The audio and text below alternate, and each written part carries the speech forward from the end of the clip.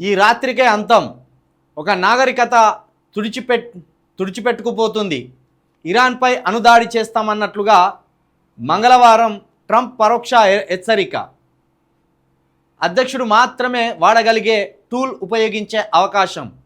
ఉపాధ్యక్షుడు JD Vance వెల్లడి. ఇరాన్పై అణుదాడి అవకాశాలను తోసిపుచ్చిన వైట్ హౌస్.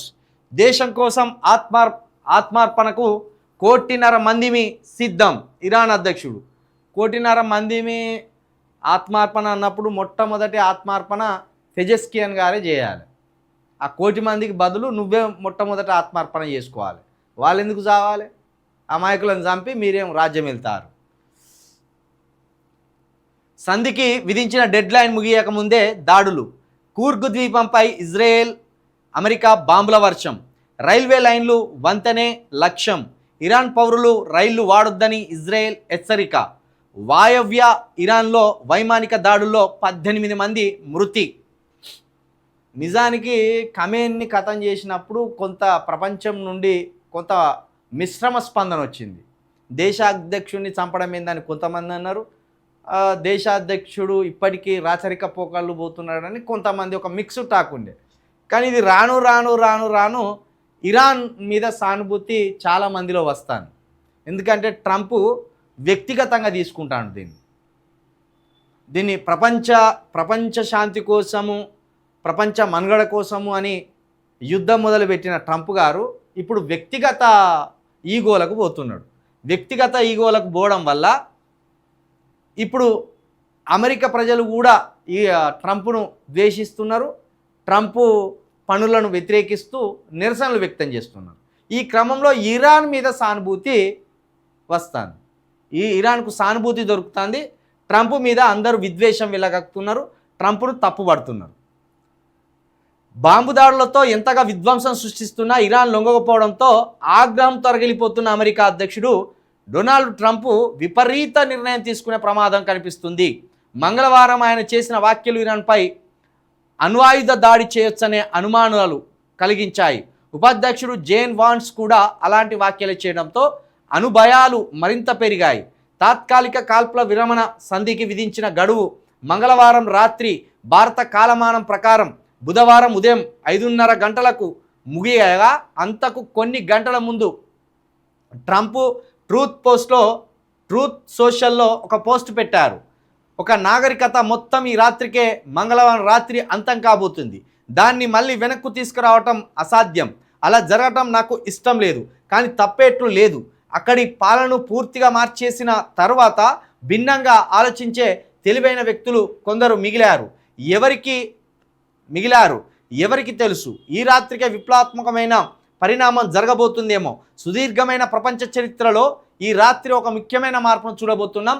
47 ఏళ్ల నిర్బంధం, అవినీతి పాలన ఎట్టకేలకు అంతం కాబోతున్నది అని ట్రంప్ పేర్కొన్నారు. ఆ తర్వాత కొద్దిసేపటికే జేడీ వాన్స్ కూడా ఇలాంటి వ్యాఖ్యలే చేశారు.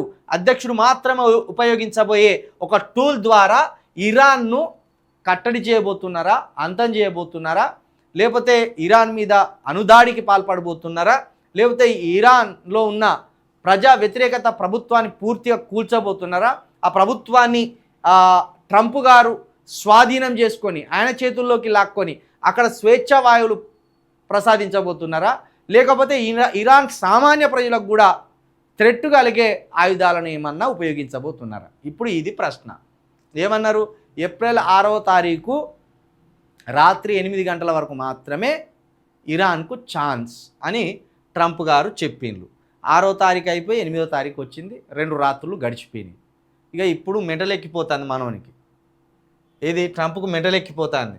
ఈ ఇరాన్ ఎంతకు మన చేతికి అత్తలేదు, ఆ ఇరాన్ సంబంధించిన అధినేతలు ఎంతకు మన మాట వింటలేరు, ఇటు ప్రపంచం అతలాకుతలమయ్యేటట్టు ఆ హర్మోజ్ జలసంధిని మూసేసిండ్లు, అక్కడి నుండి రావాల్సిన రాకపోకలు అన్నీ బంద్ అవడంతోటి ఇది ప్రపంచం మీద, ప్రపంచ ఆర్థిక వ్యవస్థ మీద ఈ ఒత్తిడి పడ్డది. దీంతో ట్రంప్ మీద అనేక దేశాల నుండి ఒత్తిడి పడ్డది. స్వయంగా అమెరికాలో ఉన్న ప్రజలే ట్రంప్ని వ్యతిరేకిస్తున్నారు. ఇగో ఇన్నిటితోటి వెర్రోడైపోయాడు ట్రంప్. వెర్రోడైపోయి ఏం మాట్లాడో తెలియదు. మొన్న బాస్టర్డ్స్ అన్నాడు, ఏకంగా ఇరాన్ బాస్టర్డ్స్ అన్నాడు. అట్లా వాడచ్చా?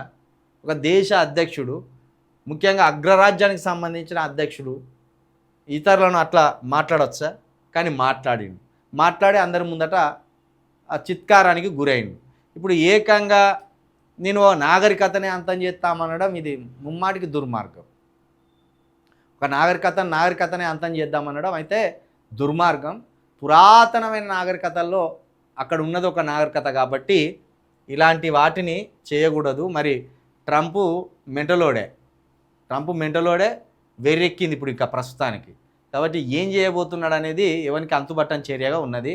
ఒకవేళ అణుబాంబును కనుక ప్రయోగిస్తే ఇరాన్ నాగసాకి ఉంది కదా, నాగసాకి మీద బాంబులు ఎత్తే ఇప్పటికి కూడా మొక్కలు కూడా కాదు ఏం మొలిచే ప్రయత్నం లేదు.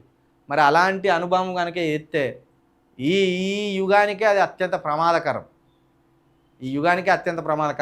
అత్యాధునికమైన యుగంలో ఈ అణుబాంబుల దాడి ఇక ఒక్కసారిగా మానవాళిని మొత్తం తీసి వెనకేసినట్టు అవుతుంది. వీళ్ళు అణుబాంబు ఎత్తే వాళ్ళు ఊరుకుంటారా? వీళ్ళు ఎత్తాలలో వాడు ఏదో తయారు చేసి ఉంచుకుంటాడు కదా, ఆ భయం అంతా కదే. వాడు ఒకవేళ ఏమన్నా ప్రమాదకరమైన బాంబులు తయారు చేసి దగ్గర పెట్టుకున్నాడా అనేదే ఇప్పుడు ట్రంప్ ఆలోచన.